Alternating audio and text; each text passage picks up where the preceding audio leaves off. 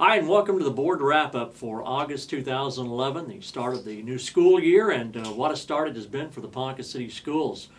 Everything seems to be normal except for the board meeting for the month of August. 2 days before school began, Ponca City board members and Dr. Pennington sat down to enjoy a relaxing board meeting, discuss the upcoming school year, and I don't know, Dr. Pennington, about 10 minutes into your televised board meeting, that's when people recall the lights went out, and although it put a little bit of a damper on the board meeting, it didn't stop the board from going ahead with their meeting, did it? No, we were very fortunate in that we, in an attempt to quit using so much paper, a couple of months ago, we made a decision to use netbooks in our board meetings, and so the netbooks provided us enough light that we could see the agenda and we could continue to move forward. Otherwise, we would have been out of luck.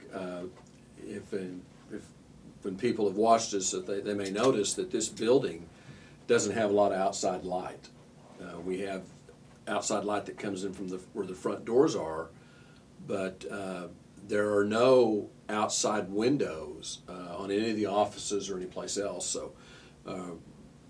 Again, this used to be, I guess, a stationary manufacturing plant, and so fortunately we had just enough light. We were able to finish our meeting and move on and not have to adjourn and come back another day. So we got done, and we had a very short agenda to begin with, which is pretty typical for this time of year. And of course, then our immediate concern was kind of like everybody else in town, which is when's the power going to come back, because we again had heard all kinds of reports that we were going to be out for 24 hours, we were going to be out for 3 days, that this was a really a major problem, maybe even more of a problem than what happened last spring. So as I told somebody, it's interesting to end and start the school year with electrical problems and wondering if you're going to be able to have school or not.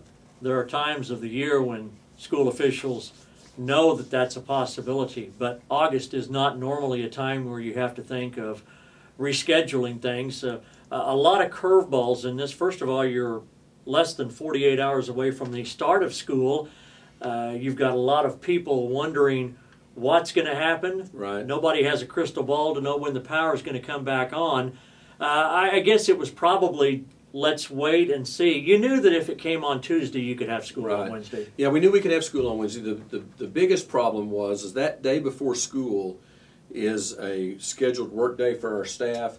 And so even though most of our teachers are in their buildings, even starting in the middle of July, they're in getting their rooms ready. It's like anything else. I don't care if you're planning for a family reunion or you're packing to go on a trip. There are just always last minute details, and so our teachers had last minute details they needed to take care of to get their room ready. We had parents who had last minute details and that they had yet to enroll their children. So we typically have a lot of that the day before school starts. There's all kinds of things that we do with our software systems to get those started and make sure all the kids are in place so we can take attendance the next day. So it really had to scramble, and then we had additional computer problems on Tuesday after we got the power back on. And so, but the bottom line is that when the buses and parents dropped their kids off and the first day of school hit, we were up and ready to go. Teamwork. It's all about teamwork. It's all about teamwork and having good people. And Tuesday, I know that employees didn't report early Tuesday, right. But when the word came out about 11:30 that we were going to have power, mm-hmm. then it was an opportunity to right. get all those last-minute preparations. And you said it, the organization, you never know how organized or how skilled you are until right. you get into a crisis mode. Well, that's exactly right. And one of the things we did do Monday night at the board meeting is we made a decision. A few years ago, the state gave every school district in the state the opportunity to adopt an hours calendar. So that rather than counting days to determine whether or not you've met the statutory requirements for a full school year, they gave you the option of adopting hours. You have to either go to school 175 days or 1,050 hours. Typically where that comes into play is you've seen it in the eastern part of the state recently, where you've had, where Tulsa last year was out about 2 weeks of school. And so Monday, one of the things we had on our agenda was the ability to adopt a schedule that allowed us to count hours instead of days, just in case we were to have a really, really severe weather situation or a disaster of some kind that would force us to miss more than the number of days that we have built into our calendar. I never anticipated that might come into play starting August 10th. Right. So, fortunately, we didn't have to use any. We've still got our days saved, and we will still make days up. That's been a big question. Well, aren't you doing hours? No, we have days built in. We will still use those days. Obviously, we'll try to make every day up we can between the beginning when we lose days and the state testing date. What this basically ensures us is that the last day of school is going to be the last day of school. You were talking about the light agenda in August, and I had to think that if this was in November or December, you probably would have had to reschedule, because the agendas, as the school year develops, get much longer. But you didn't have a lot of things. I'm sure that there were a few things that you had to talk about. I know that bridging students was something that you wanted to talk about, and you wanted to get that information out. So what can you tell us about that? Well, we participated in a new program this summer. It's called the Summer Bridge Program. And the purpose of that program is to identify 8th grade students who staff believes are students that will have maybe a harder time than usual transitioning to the high school. And the idea behind the Summer Bridge Program is to look at what's the area for us. If we look at students and we look at what's the class that prevents most of our students from being academically successful as freshmen, which prevent them from graduating in a timely manner, it's Algebra 1. I mean, that really is the gatekeeper program, so to speak. There was a time when you and I went to school where you could get a high school diploma without Algebra 1. It's not that way today. And that's a class that really gives some of our students a great deal of problems. So the Summer Bridge Program is a program that allows those students to take some work in math to sharpen their mathematical skills. And then it does some life skill kind of work. It talks to them about, first of all, the importance of math. Why does math matter? One of the things we did in this program is we took those students out to the career tech, where they could actually talk to career tech instructors, and they could see why algebra was important, maybe if they want to study auto body repair, or if they want to study welding, or they want to study plumbing, or they want to study many of the other courses, health science kind of stuff. It really helped them understand that algebra is a part of everything. In the world today, algebra is a part of every career. So they got an opportunity to see that and see how that relates back to what they might want to do. We talked to them about study skills, all kinds. It's about a 5-week program. Rick Poole was the individual that kind of coordinated that. And what we saw is we do such a good job now. We have systems in place that allow us to track student performance. And we have an assessment that we give every student from 1st grade to 8th grade called the Measure of Academic Progress. And it's a snapshot. We test them in the beginning of the school year, we test them in January, we test them at the end of the year, and we see how much growth we got during the year. Well, we looked at these students and we looked at their scores in May, and when we finished the course, we had them take the math test again. And whereas they told us maybe you might get a 1 or 2 point gain for a summer program, our average gain was 7 points. We had some students that had a 10 or 12 point gain. So what we really saw were some remarkable results from this program. Now, we'll see how it translates into the upcoming school year. But we're really excited about it because we think it's another tool that we can put in that arsenal that we have that tries to help every student who comes to the high school, every 9th grader we have. Our goal is to graduate all of them. We prefer to graduate them in 4 years, but we're committed to graduating every student with the skills they need to be successful in life. Before the lights went out the other night, too, you were talking about some disputes the state has with the Ponca City Schools, and you might go into that a little bit. Well, you know, we've been in this financial mess in the state for a number of years, and obviously, when the state loses revenue, as a school district, we know that our revenues are going to be cut, and that we have to adjust that. We've done that. We've eliminated teaching positions. We've really, since I've been here, because of loss of enrollment. But this past summer, we made some decisions. We eliminated some positions because of budget cuts, just flat budget cut reasons.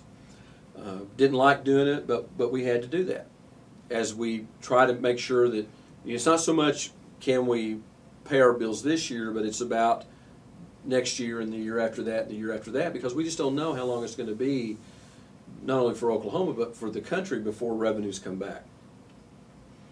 But one of the things that, and I think all of us deal with this in a lot of different ways, but one of the aggravating things is that when the state of Oklahoma passes a law and requires something,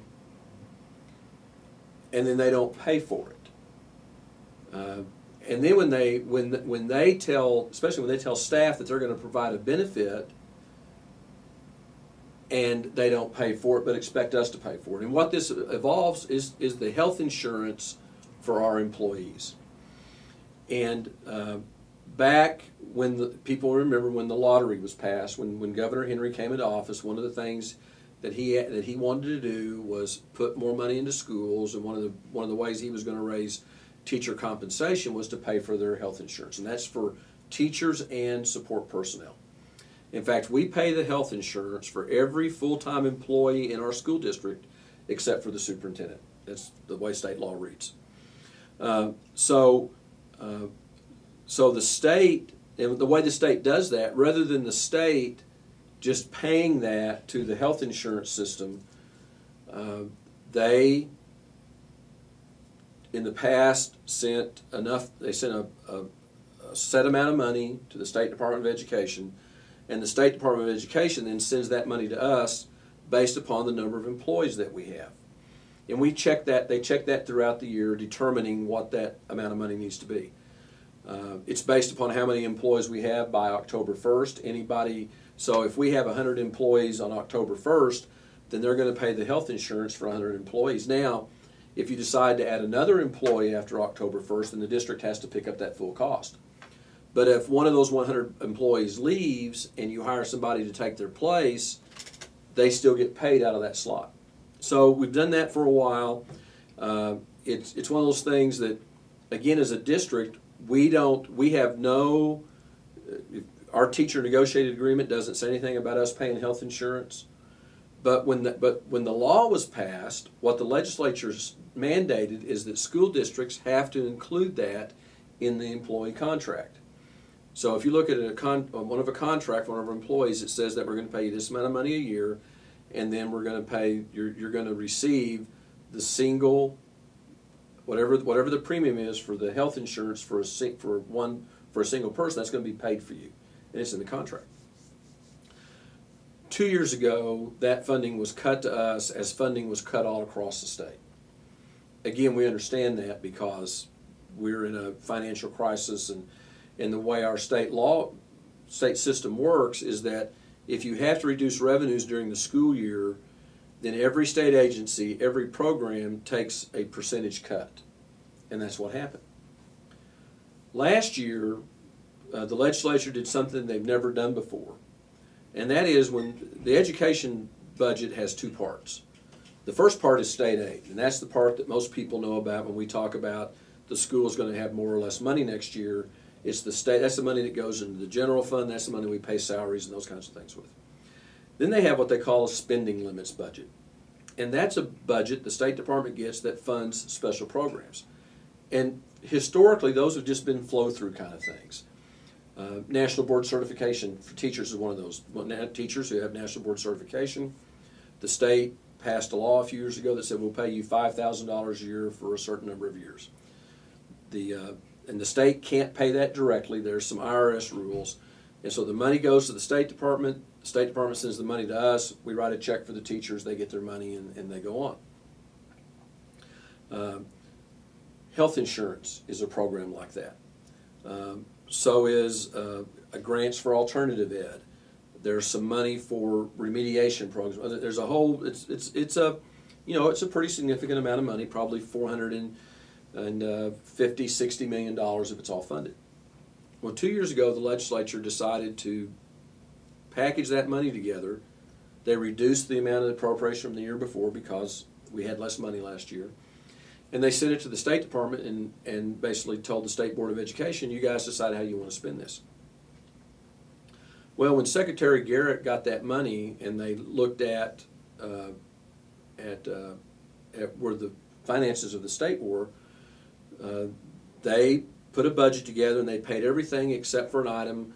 The state pays a part of the retirement for every teacher in our system. And the State Department didn't fund that.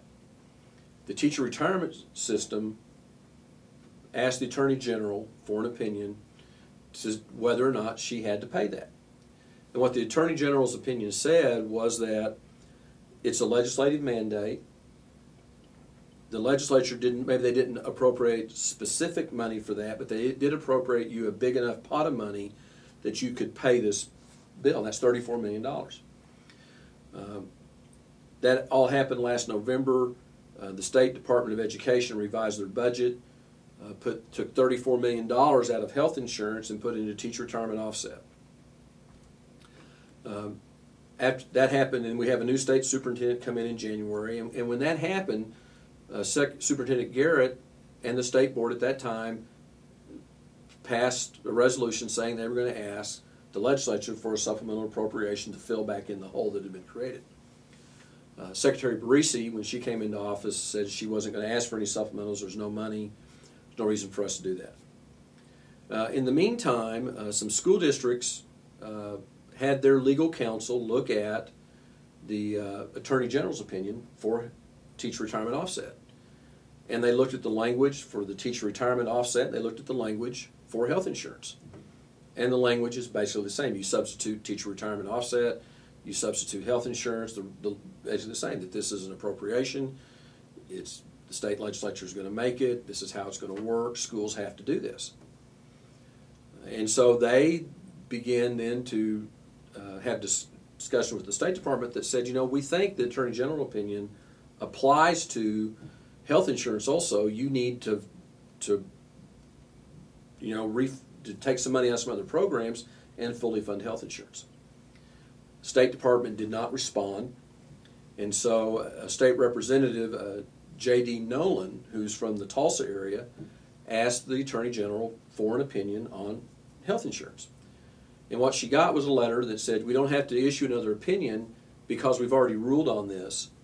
This is a requirement. This is a requirement of, $340 million. The State Department got $421 million. So you have enough money to do this.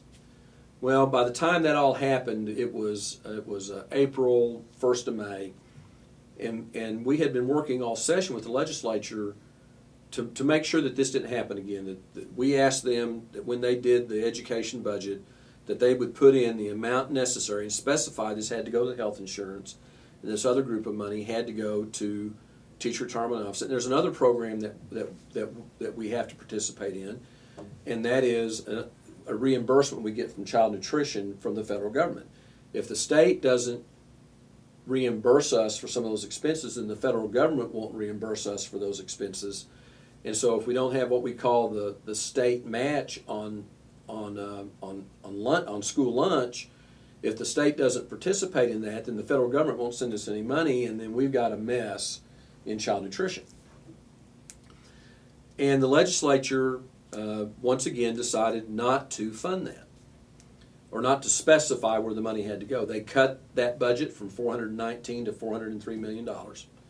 Sent it on to the state secretary. Well, in the interim, there had been discussions between the Oklahoma State School Board Association and the Cooperative Council of School Administrators, and had several discussions with Superintendent Barisi about we need to make sure this needs to be fully funded. And she had promised them that she would fully fund the health insurance benefit. And so we were counting on that going to happen. And so when we made our budget decisions, we anticipated that we were going to be fully funded. Last year, this district lost $370,000 to health insurance costs. When we made our decisions this summer, we believed that $370,000 was going to be restored. So we didn't have to make budget plans, staffing plans based on we were going to lose $370,000. We've already lost $800,000 in state aid. Okay, so I mean, we've already done things to take care of that. When the State Department of Education budget came out, we looked at the health insurance numbers, and it's about $34 million short of paying the health insurance for all support and certified employees for this contract year, which is fiscal year 12. State Superintendent comes out and her press release is, we fully funded health insurance. Well, she didn't fully fund health insurance. And so through some discussions with the head of our organizations at the state level and some leaders at the state legislature's governor's office, here's kind of what this is what I believe happened. The State Department of Education last spring, Superintendent Barisi made a decision to terminate the individual that was responsible for school finance. And as an administrator, she has the authority to do that. But they didn't replace that individual with anybody. We don't have a director of school finance, or we finally did replace him. But it was with somebody from the Office of State Finance, nobody with school finance experience. And we don't work the way the rest of state government does. For example, if you work for the state of Oklahoma, all state employees are paid, I think, the 28th of the month. So if you go to work July 15th, you're going to get a check July 28th, and your health insurance payment, I think, is a part of all that. But every school district's different. In Ponca City, we pay the first day of the month. Some districts pay the 15th. Some districts pay the 30th. Some districts pay the third Monday of the month. They don't care what day it is. So you have this, every school district, we're all independent, so we all do things differently. So you have that issue. But basically what the state superintendent said is that there's enough money in her budget to pay health insurance costs for teachers for September through June, and that's their work year. And what she says her intention is to get the July and August health insurance payment out of 2013 money. Well, at face value, that may seem to make sense, but the problem is that our people have a contract for a specified number of days. And it says that as a part of that contract, their health insurance is paid. So when we pay their insurance in July and August for them, we're not paying them for work they've done in July of August of 2013. We've paying them for the work they did from August, I think 8th is the first day our teachers reported, into their last day, which is like May 25th. So it's a benefit that they earned in fiscal year 12. The state constitution is very clear. You can't pay last year's physical obligations out of next year's money. So, I mean, to do what she wants to do requires a change in the Oklahoma Constitution, which I don't think is going to happen. Of course, our fear is that if it, while that may be her intention, if it doesn't happen, this district has lost another chunk of money. Mm-hmm. We've got our allocation notice yesterday. The loss to us this year will be $468,000. So that's almost $800,000 of money that's been taken out of our savings account in order to subsidize other programs the State Department of Education. Now, what are those programs? Some of them are really good programs. Alternative education is a good program. If alternative education funding is reduced, we'll have to pay for that. Some of the money is, there's a program called Oklahoma Parents as Teachers. Great program. We don't participate in it in Ponca City. There's $10 million of money that's going to the EduCare programs, which are centers that were built in the Oklahoma City and Tulsa metropolitan area that provide child care for 3-year-olds. Great program, but not every school district in Oklahoma participates in that.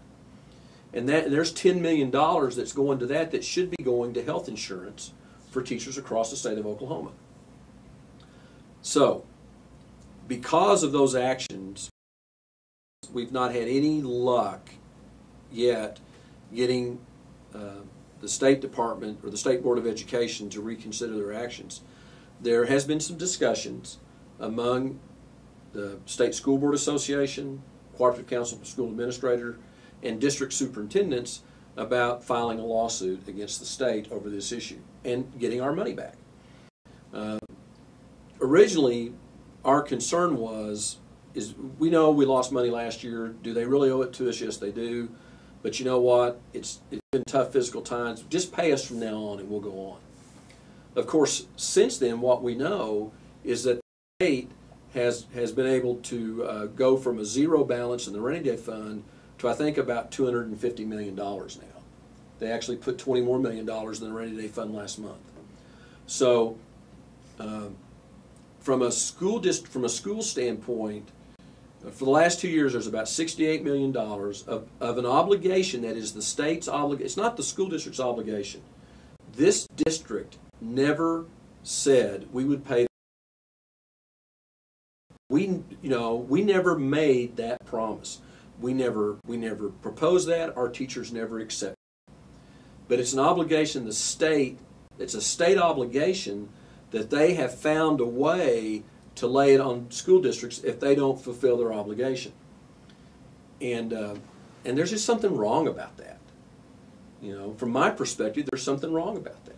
I've interviewed you for 5 or 6 years now, and every month, at least once, we've talked about education issues. And I don't want to put you on the spot, but I hear more and more the last few interviews I've done with you talking about problems other than what you would like to concern yourself with, and that's obviously the running of a school district. Is it safe to say that the difference between Sandy Garrett and Janet Barisi have led to some of this discussion?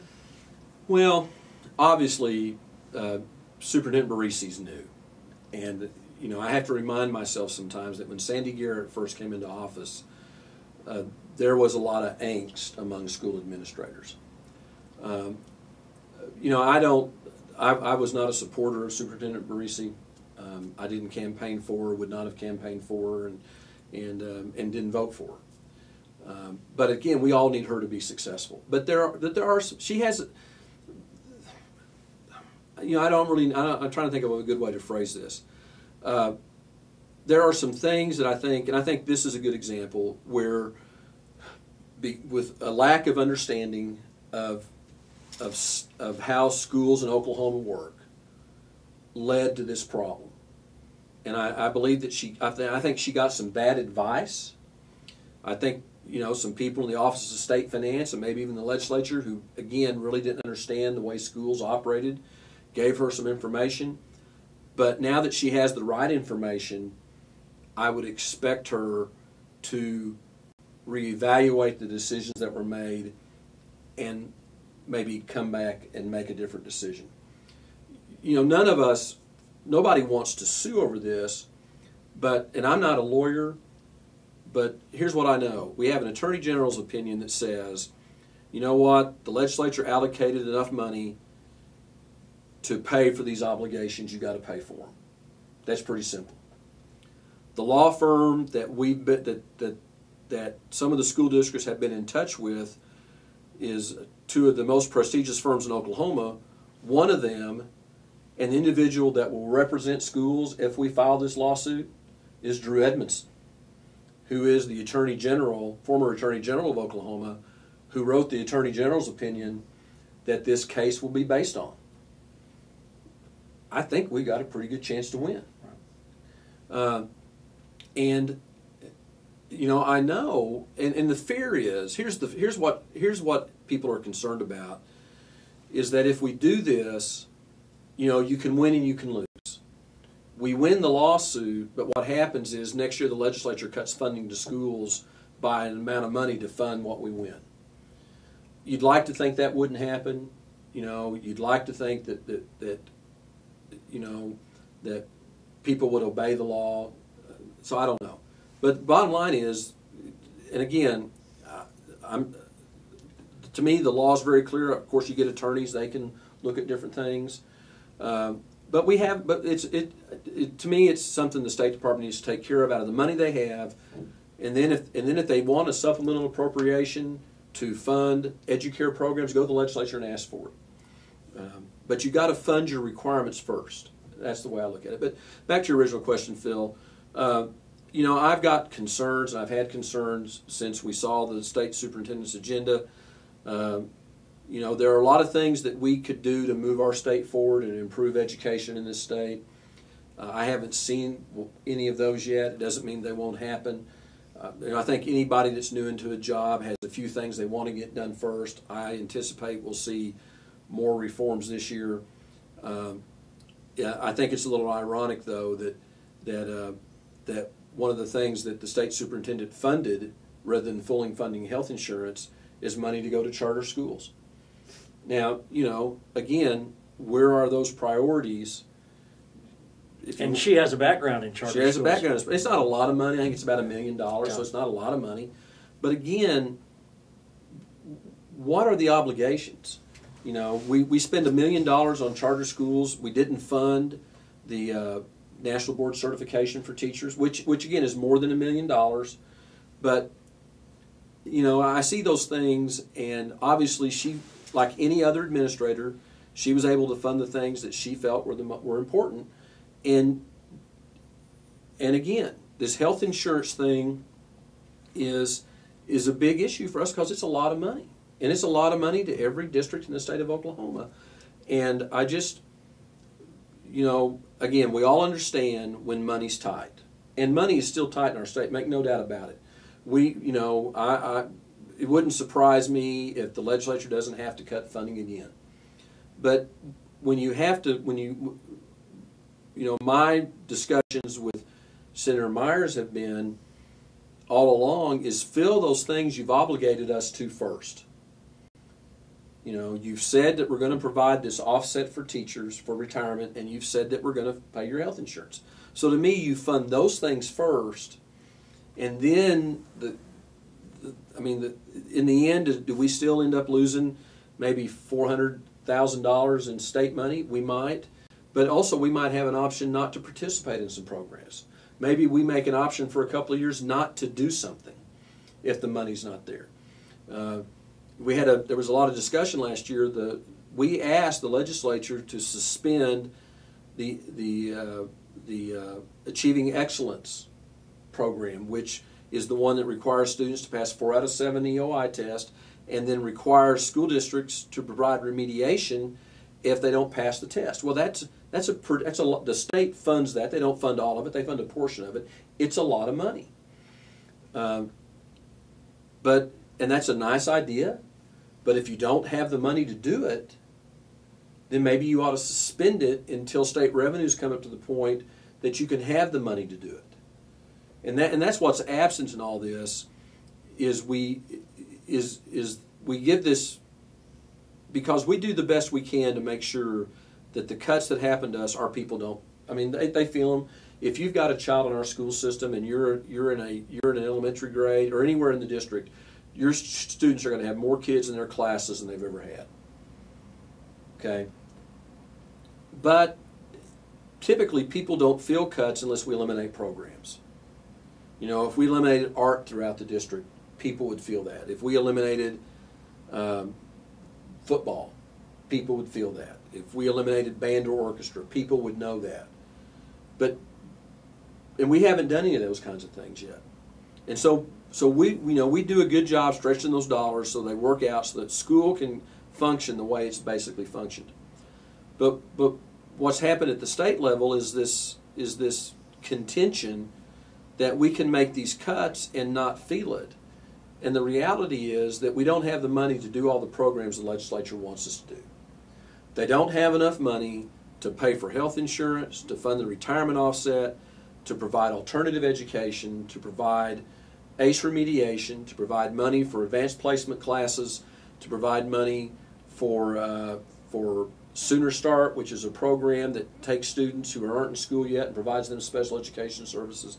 We don't have the money to do that, to do all those things. And I think if we funded the requirements and people really saw that we weren't providing those services again, my guess is the legislature would hear a very different message from the people who live in our communities, because they would then be able to identify those programs that have been cut and say, we think this is important and we expect you to fund it, whether it is through allocation of resources or finding of revenue. These are critical to our kids. They affect our kids. And right now we just kind of cover everything. We're doing less and less, or I guess we're doing more and more with less and less. One more thing. We got to wrap it up. You rather have a board meeting in the dark or in the light? I like it in the light. I like to be able to see what I can see what's going on out in the audience. But you found out something about your board members, didn't you? They're flexible. Troopers. They got through it. They're flexible, and again, what helps that happen is they know what's going on. They've prepared for the meeting. We don't have to have a lot of explanation on stuff. They know that they've read the meeting. They've read the information that we give out. They know what they're voting on, and they're ready to go. And we've got good people who are well informed and really understand schools. That makes it easy. See you next month. Thank you, Dr. Pennington, on the board wrap up for the month of August.